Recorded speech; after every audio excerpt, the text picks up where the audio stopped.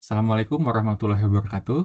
Halo, perkenalkan saya Dwi Santika. Selanjutnya, Irian dari Simolidin. Selanjutnya, Eliza de Fatima Freitas. kami dari kelompok 8 akan mempresentasikan paper yang berjudul Evaluasi Value Engineering pada perubahan metode basement excavation melalui pendekatan open cut excavation pada studi kasus proyek Mandiri Financial Center PIK 2. Pertama, dari latar belakang, perubahan desain dan metode galian dapat membuat pelaksanaan proyek menjadi lebih efisien dari sisi biaya dan waktu.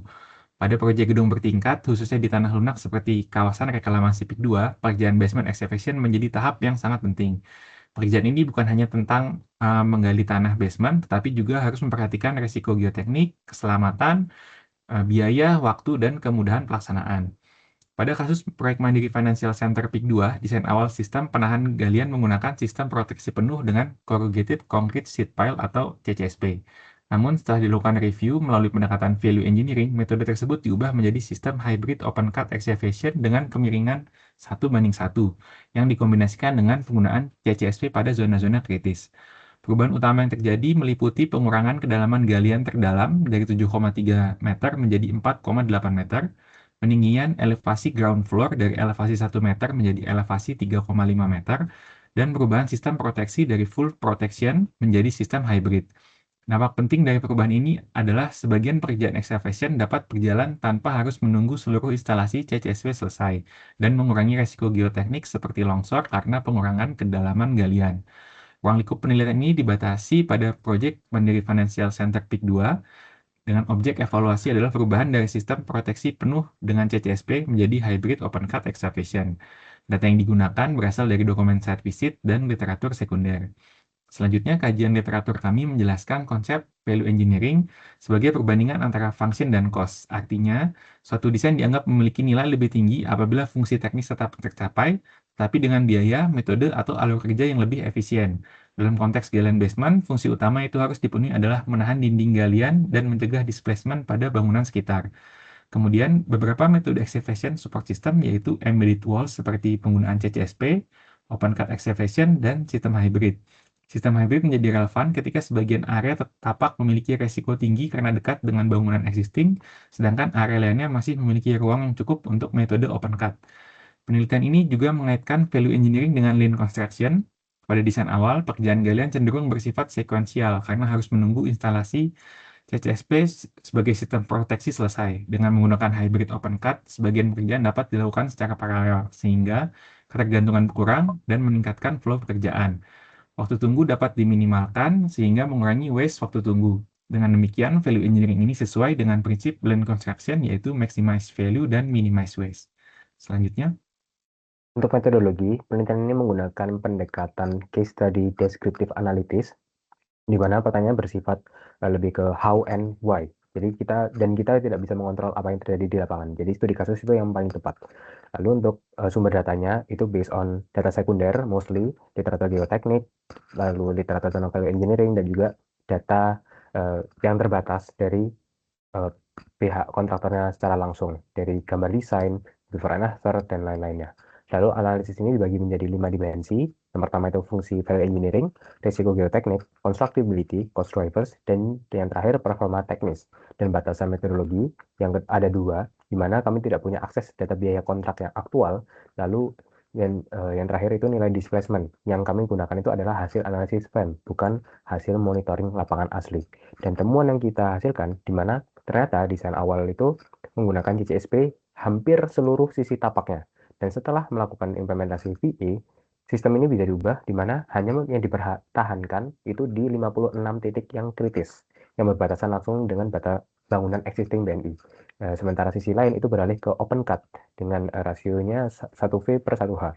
Dan di zona paling kritis yang berbatasan langsung dengan gedung BNI, yang lebar jalannya cuma 10 meter, itu ada 3 perubahan utama, di mana kedalaman galian itu dikurangi sebesar 2,5 meter, ground floor-nya dinaikkan sebesar 2,5 meter, dan sistemnya diperkuat dengan tambahan strut. Dan hasilnya terlihat jelas, di mana defleksi side pile-nya berkurang sebesar 6,6 cm. Jadi momennya berkurang 61%, dan pergerakan pondasi gedung BNI yang existing itu turun dari 8 mm menjadi 35 mm. Dan ketiganya itu masuk dalam batas aman untuk bangunan yang dinilai sensitif. Dan menariknya ternyata desain awal ini tidak hanya dinilai kurang efisien, namun tidak memenuhi kriteria teknisnya juga sekaligus. Jadi value engineering ini di sini berperilaku tidak hanya untuk mengefisiensikan, memotong biaya dan waktu, tapi melainkan juga melakukan koreksi secara teknis. Dan dari sisi constructability, perubahan ini bisa mengeliminasi apa yang disebut dalam clean construction waste itu adalah waiting waste. Jadi galian di zona open cut itu sekarang bisa berjalan secara paralel tanpa harus menunggu seluruh instalasi CCSP tersebut selesai lebih dahulu. Dan untuk cost drivers, secara kualitatif itu ada dua pengurangan utama, di mana volume galian itu lebih kecil dan cakupan CCSP jauh lebih sedikit. Penambahan surutnya itu memang menambah biaya, tapi skalanya bisa jauh lebih terbatas. Dan angka pastinya itu kita tidak bisa paparkan secara eksplisit karena kita tidak ada data biaya yang aktual. Dan dari kesimpulan 5 dimensi analisis ini, perubahan value engineering ini bisa dinilai valid sebagai peningkatan nilai sekaligus koreksi teknis dari sisi geoteknik, workability, constructability, dan juga aliran kerjanya. Dengan satu catatan, di mana seluruh angka yang kami hasilkan itu berdasarkan hasil analisis numerik, bukan data lapangan aktual. Selanjutnya. Baik, saya akan menutup presentasi ini dengan menyampaikan kesimpulan dari penelitian ini. Setelah mendengar paparan rekan saya, ada 3 hal besar yang ingin saya garis bawahi. Yang pertama, perubahan ini bukan soal berhemat, tapi soal memperbaiki yang salah. Ini poin yang menurut saya paling penting dan sering disalahpahami soal value engineering. Banyak orang mengira value engineering itu artinya memangkas anggaran. Tapi di kasus ini, kenyataannya berbeda. Desain awal tidak memenuhi fungsi dasarnya sendiri. Deformasi melampaui batas. Pondasi gedung sebelah bergerak terlalu besar. Jadi, perubahan yang dilakukan bukan semata-mata untuk menghemat, melainkan untuk membuat sistem itu benar-benar bekerja, dan itu justru esensi sejati dari value engineering. Yang kedua, ada nilai yang nyata meskipun belum bisa diukur secara finansial. Kami perlu jujur tentang keterbatasan penelitian ini. Tanpa data biaya kontrak aktual, kami tidak bisa menyebut angka penghematan yang pasti.